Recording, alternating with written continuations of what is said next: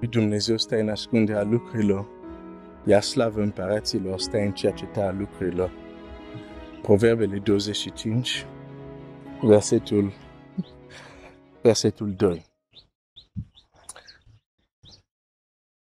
Am început să vorbesc despre ce se întâmplă când ne rugăm, dar simțim că rugăciunile noastre sunt goale, n-au niciun impact.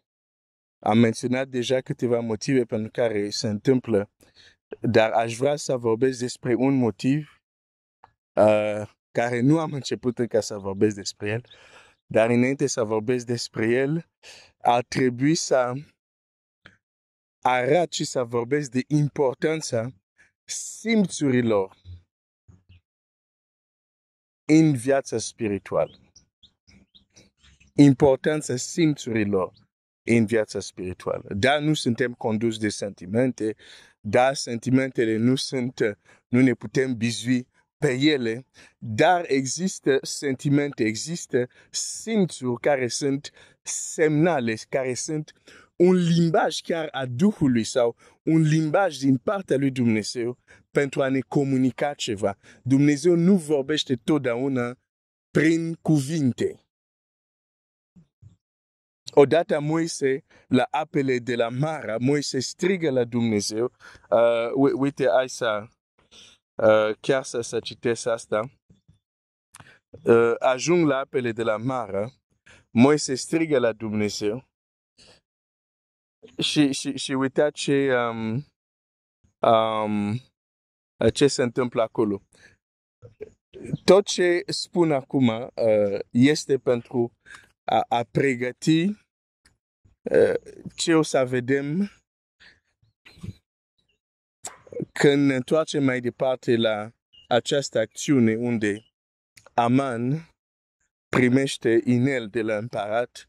Are ceva, acolo se întâmplă ceva care are și legătură cu acest alt motiv pentru care uneori ne rugăm și simțim că rugăciunile noastre sunt goale sau nu se ridică, alții zic că parcă nu se ridică deasupra tavanului. Și nu trebuie neapărat ignorat, pentru că uneori ceea ce simt e un semnal care îți spune ceva despre faptul că de fapt rugăciunea ta nu a făcut nimic. Și pentru a dovedi asta trebuie să mergem în Scriptura să-ți arăt cum simțurile sunt importante în viața spirituală. Nu doar în viața fizică. Da? Și Dumnezeu uneori, de exemplu, ți-am arătat cum avea norul care se ridica. Dumnezeu nu avea nevoie totdeauna să zică plecam acum. Nu. Se ridica norul. Ei vedeau. Dumnezeu le vorbea prin ceea ce vedeau. Nu prin ceea ce au auzit. Au văzut norul care s-au ridicat. Au înțeles, ok, trebuie să mergem. Aici, de exemplu, în Exod 15, da? Când au ajuns la Mara. Exod 15, versetul 25. Moise a strigat către Domnul și Domnul, hai să ajung la 23. A ajuns la Mara, dar n-a putut să bea apă din Mara, pentru că era amară. De aceea locul acela a fost numit Mara, amarăciune. Poporul a cârtit împotriva lui Moise zicând, ce avem să bem? Moise a strigat către Domnul și Domnul i-a arătat un lemn pe care l-a aruncat în apă și apa s-a făcut dulce. În textul acesta nu mi se spune că Dumnezeu a vorbit. Biblia zice, Dumnezeu i-a arătat un lemn, atât. Nu citim acolo și Dumnezeu a zis, Moise, uite-te în stânga, uite-te în dreapta. Uite-te, acolo vezi, ok, ia acum lemnul, acum ține-l în mână, acum aruncă-l. Nu. Când Dumnezeu a arătat un lemn, eu cred că Moise a strigat către Domnul și aștepta un răspuns de la el și uitându-se împrejur, ochii lui s-au oprit pe un lemn și a înțeles Sau poate oare Dumnezeu a ratat lemn într-o vedenie, nu știu, și apoi a văzut lemnul lângă. Asta nu este scris, dar vreau să punctez faptul că Biblia aici zice Dumnezeu i-a ratat. Uneori Dumnezeu nu vorbește prin cuvinte, vorbește prin ceea ce îți arată. Și ceea ce îți arată este adresat ochilor tăi, ceea ce vezi.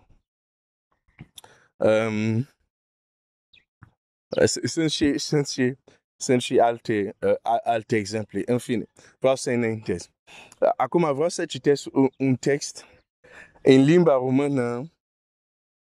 Hai să văd cum sună în limba română, dar apoi o să vedem puțin cam în original, cam cum ar sună. Evrei 5, care zice așa. Evrei 5, versetul 14. Dar rana tare este pentru oameni mari, pentru aceia care o judecată s-a deprins prin întrebuințare să deosebească binele de rău. Rana tare este pentru oameni mari. Deci, textul acesta deja aici îți vorbește despre o categorie de oameni care sunt numiți oameni mari. Prin urmare, nu toată lumea este inclus în acest verset. Aici nu e vorba de orice om, nu e vorba de orice creștin. E vorba de o categorie care au ajuns la anumită maturitate, oameni mari. Și zice, bucatele tari sunt pentru oameni mari. Deci există și bucate tari în Scriptură, da? Care nu sunt ușor, ca să zic, de înghițit sau chiar de mestecat. Deci, dar caracteristica acestui oameni mari, da? Zice așa, aceea care o judecată, da? Judecată. Acum aș vrea să văd în engleză, hai să văd mai întâi și în franceză cum sună. Evrei 5 cu 14 zice așa. M-am dus tot în versiunea din limba română. Ok. Evrei 5, 14. Ok. Deci, tot zice așa, bucatele tari sunt pentru acelora care judecată s-a exersat. Da? Ok. Acum o să mergem să zic în engleză, pentru că în engleză am unelte care îmi permit să văd ce cuvinte sunt folosite în greacă. În engleză zice așa, even those who by reason of use have senses. Sunt și unele versiuni în franceză care spun așa, cei care prin întrebuințare au simțurile exersate pentru a deosebi binele de rău. Simțurile. Dar în original cuvântul care este tradus prin judecată este un cuvânt care înseamnă o facultate de percepție a minții. Facultate de percepție a minte. Cu alte cuvinte, textul din Evrei spune așa. Rana tare este pentru oameni mari, pentru aceia care capacitatea minții de a percepe s-a deprins prin exerciții practice să deosebească binele de rău. De ce zic s-a deprins prin exerciții practice? Pentru că aici, prin întrebuințare, cuvântul din greacă care este folosit este cuvântul care se folosit pentru exerciții care îi fac atletii nu știu, cum să zic, în arenă sau nu știu, ok. Dar ce făceau atleți? Acele exerciții practice pentru a se dezvolta, e cuvântul care este folosit aici. Deci, judecată. Această facultate a minții de a percepe. Textul acesta îmi spune, la oameni dezvoltați, la oameni mari, judecata lor s-a deprins să perceapă mai mult decât la oamenii care sunt încă mici. E interesant pentru că, de exemplu, s-ar putea, de exemplu, eu să mă gândesc așa, eu știu ce este bine, știu ce este rău, da, știu ce este bine sau știu ce este rău, pe măsura dezvoltării judecata mea. Consider că știu ce e bine, ce este rău. Dar Biblia îmi spune că există oameni care au dezvoltat facultatea de a percepe prin exercițiu și pot deosebi binele de rău. Acești oameni sunt la un alt nivel. Acești oameni pot să stau într-un loc, vor vedea ceva care tu nu vezi. Facultatea lor a minții va percepe lucruri care tu nu poți să le percepi. Pentru că ei au dezvoltat simțul sau simțurile lor. Și aici mă refer la facultatea minții de a percepe. Ok, de ce vorbesc despre asta? Pentru că de multe ori poate te-ai rugat, ți-ai zis, Doamne, vorbește-mi. Dar niciodată nu te-ai gândit, oare facultatea mea de a percepe e destul de dezvoltat ca să-L aud pe Dumnezeu când răspunde? Pentru că Evrei este foarte clar. Această facultate se dezvoltă. Și unii oameni mari au ajuns să o dezvolte într-un mod desăvârșit. Și din cauza asta ei poate mânca bucatele mari. Și din cauza asta ei pot percepe și vedea și auzi lucrurile care omul de rând sau creștinul de rând nu le aude și nu le vede.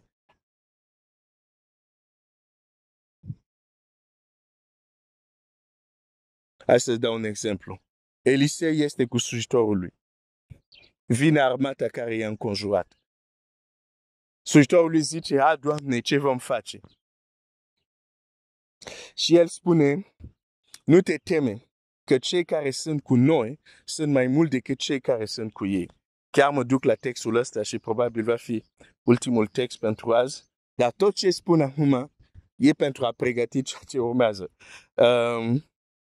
Deci, împăratul unde ești, o să fie 2 împărat, hai să văd unde ești, 2 împărat, capitolul unde ești?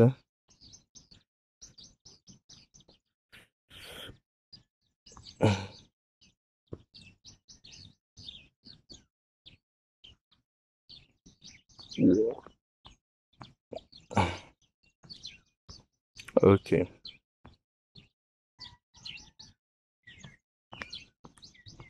Da, unde ești?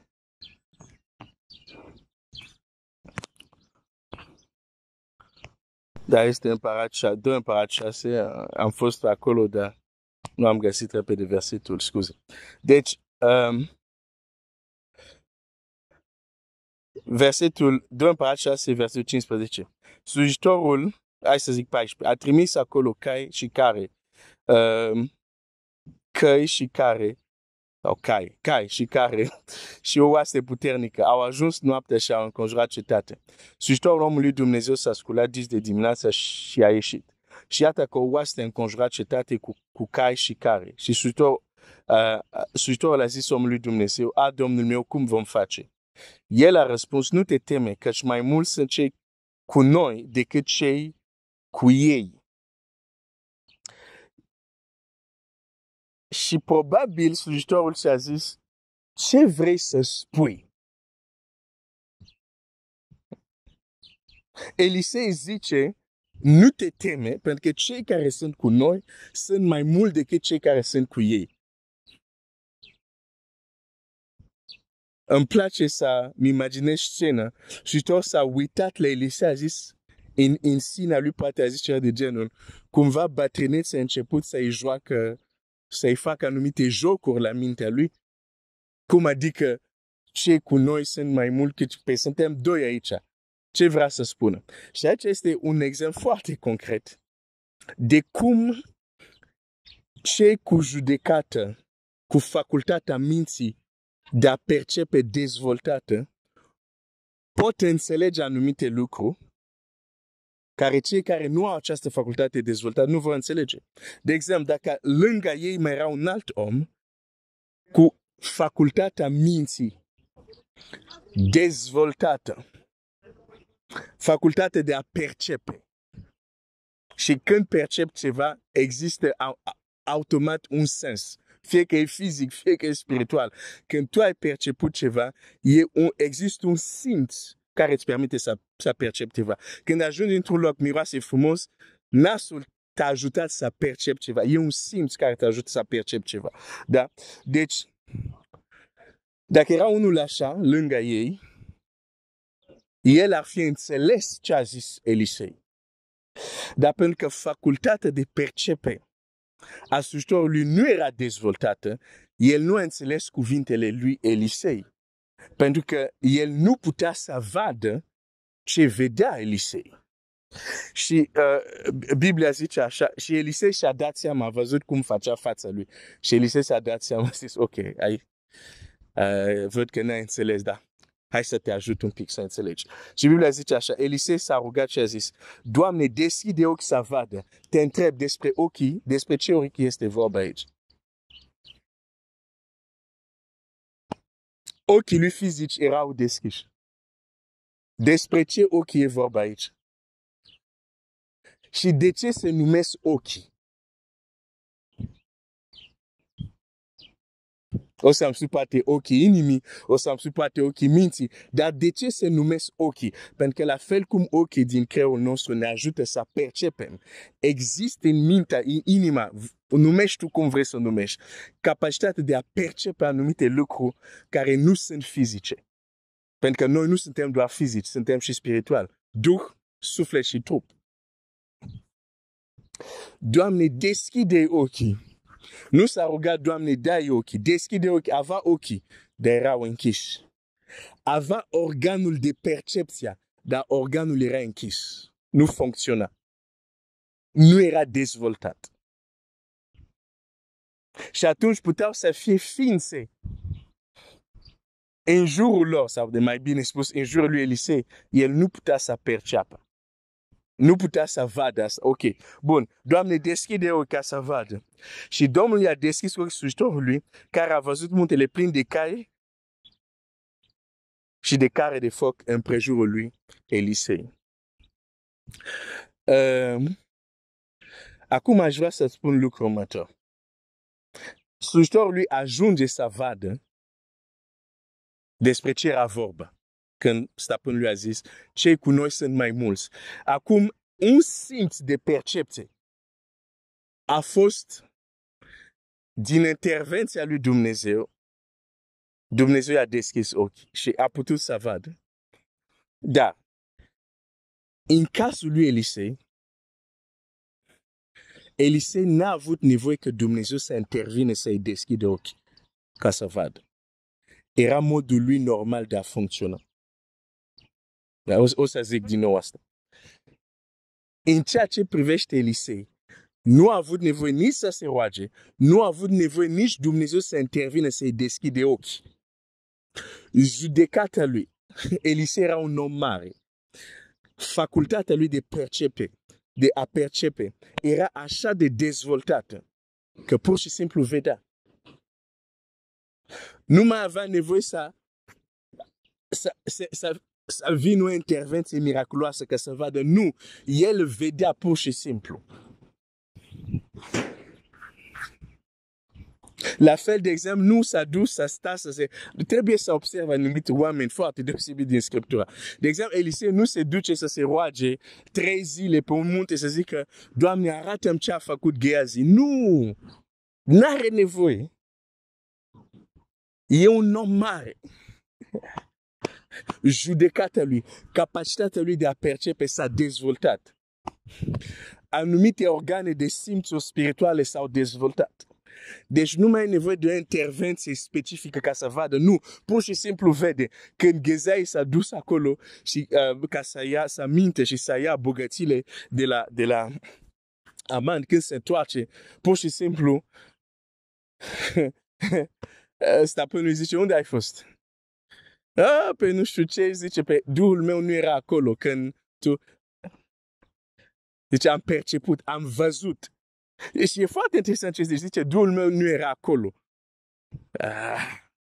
Nu zice, am fost în ziua Domnului. În ziua Domnului, asta este o altă experiență. De exemplu, când auzi un proroc care zice, mâna Domnului a fost peste mine și m-a rapit în vedenile. Aici nu e vorba de așa ceva. Aici pur și simplu zice, nu, Duhul meu era acolo. Când ai lergat, când omul cobra din car. Și acolo îți dai seama că el efectiv a văzut scena vizibilă așa. Fizic nu era acolo, dar a văzut totul. Ce spun eu un pic, va suna un pic ciudat pentru un divoi, dar este în Biblia ta.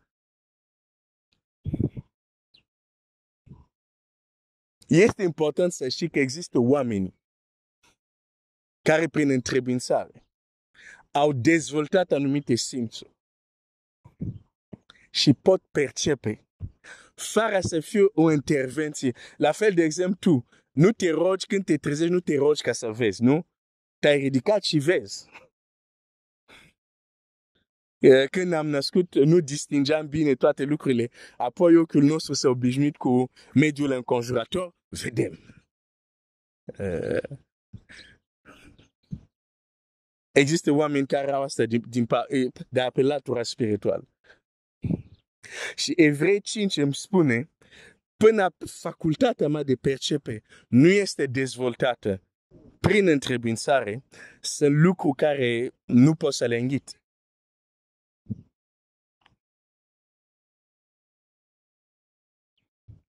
Simțurile. Deci nu îmi spune că simțurile, pentru că când vorbim de a simți, simțim pentru că avem simțuri. Deci nu îmi spune că simțurile nu sunt importante. De aceea nu poți neglija uneori simțurile care le ai când ți se pare că rugăciunea ta e goală. Pentru că uneori s-ar putea să fie o aptitudine care o ai de a percepe. Rugăciunea asta nu s-a dus nicăieri. Nu e totdeauna așa. Nu o să repet totdeauna, dar o să repet ca să nu fiu înțeles greșit. Am fost lung azi. Simțurile nu se pot neglija. Și aici ți-am aruncat ceva, o să dezvolt, tu o să cauți. De exemplu, ți se va spune, caută voia Domnului. Întreabă-L pe Domnul. Dar nu ți se spune că trebuie să dezvolți o anumită facultate de a percepe. Asta nu ți se spune. De multe ori nu aud asta. Dar aud doar se spune, nu, du-te și caută pe Domnul, du-te, întreabă-L pe Domnul. Ok, dar cum voi percepe când El îmi va răspunde? Cum voi ști că este El?